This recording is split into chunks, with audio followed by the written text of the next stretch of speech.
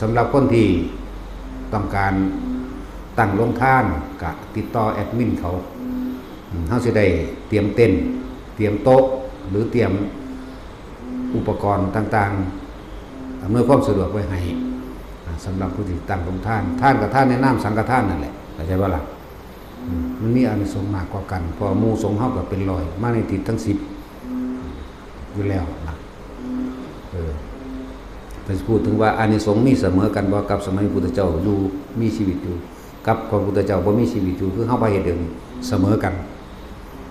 จังได๋ก็สร้างเฮาก็ยกเอาพระพุทธเจ้าเป็นผู้นำอยู่แล้วบ่ล่ะตัวพระองค์เองบ่ได้มีชีวิตแค่ว่าบ่มีชีวิตจังว่าแต่ว่าพระธรรมนั้นมีชีวิตพระธรรมนั้นบ่ตายเข้าใจว่าล่ะคือการกระทำของเฮาตามความเป็นจริงนี่บ่ตายธรรมบ่มีวันตายอันนั้นร่างกายซื่อๆได้ตายนะสั่นตะกี้ในสมัยว่าตะกี้พระพุทธเจ้าเป็นประธานพระโมคคัลลาก็ได้กุฏิ4หลังจากอุปถากของเพิ่นเองและอาหารข้าวหวานต่างๆยังละลอยละพระสารีบุตรก็เช่นกันเป็นตัวอย่างนี่เพิ่นเฮ็ดให้เป็นตัวอย่างสืบต่อนำมา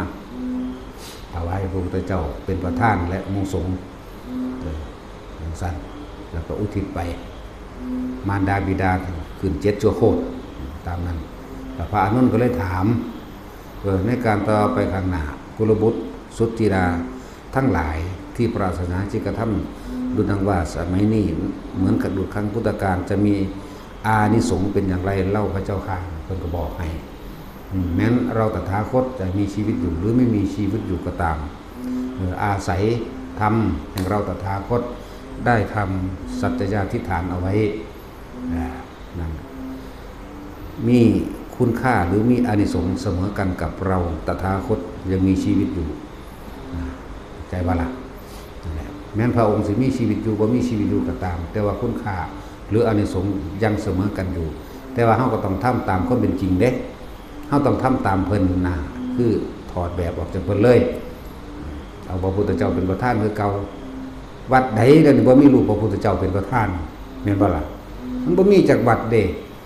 ขนาดผู้ปฏิเสธพระพุทธรูปวาดพระพุทธรูปหรือปั้นเอาโดยดินโดยปูนโดยอิฐโดยทองคำทองเหลืองทองแดงก็ยังวาดเอาไหมแม่นบ่ล่ะจังสั่นก็ยังวาดเอาสมัยเพิ่นก็แม้ว่าเพิ่นยังอยู่เนาะก็บ่ปั้นใช่แล้วคนโตเป็นยังอยู่ไหมปั้นแน่ตายเร็วกว่าเก่าอีกสุดสิเอาตัวจริงหรือสิเอาตัวปลอมแม่นบ่ล่ะนั่นแหละเลยมีการทำสืบต่อกันมาซึ่งมันน่ะตามที่คิดเบิ่งแล้วน่าจะสูญหายไป1,000 ปีแล้วที่บ่มีผู้นำเฮ็ดนะบัดนี้เฮาก็มานำเฮ็ดใหม่อีกจังซั่นมันยากมันเป็นการมันมีความละเอียดละอออยู่มีความบ่ยากมีความลึกซึ้ง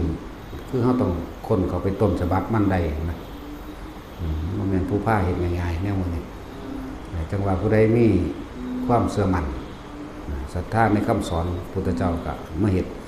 คนที่ต้องการจะเปิดโรงทานตั้งโรงทานก็ติดต่อแอดมินเขา